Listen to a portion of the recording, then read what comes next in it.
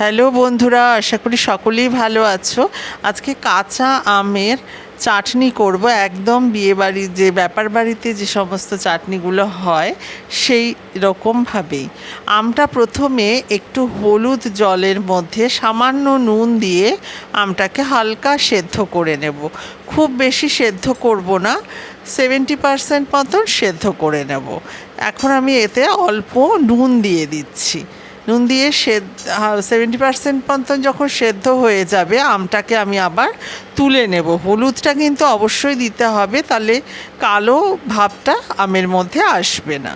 এবার এই জলটার আবার জল দিয়ে হলুদ আর সামান্য চিনি দিয়ে ভালো করে জলটাকে ফুটতে দিতে হবে। তখন ওই সেদ্ধ করা যে আমটা রয়েছে সেই আমটা আবার ওতে দিয়ে দেব। দিয়ে আবার ভালো করে আমটা এই জলের মধ্যে ভালো করে ফুটিয়ে নিতে হবে। ফোটানো হয়ে গেলে মোটামুটি 5 থেকে 10 মিনিট মতন ফোটানো হয়ে গেলে চিনির শিরাতে, তারপর আমটাকে আবারও আমি তুলে নেব।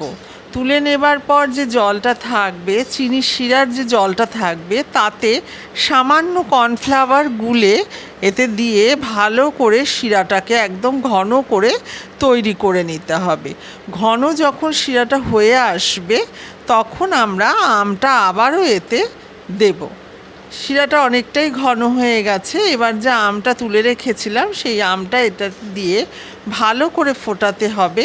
আর দিয়ে দেব ভাজা মশলা, এতে ধনে, জিরে আর মৌরি ভেজে গুঁড়ো করে নিয়েছি। আর দিয়ে দিলাম চিলি ফ্লেক্স একটু সামান্য ঝাল হবার জন্য।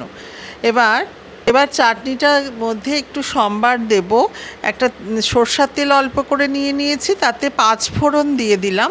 5 ফোড়নটা যখন একটু গন্ধ উঠবে তখন এই চাটনিটার মধ্যে মিশিয়ে দিয়ে ঢাকা দিয়ে দেব।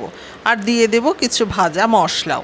আমাদের ব্যাপার বাড়ির মতন চাটনি একদম রেডি হয়ে গেছে। এটা খেতে কিন্তু দারুণ হয়। ভাজা মশলাটা অবশ্যই দিতে হবে। ভিডিওটি ভালো লাগলে লাইক শেয়ার অবশ্যই করে দিও।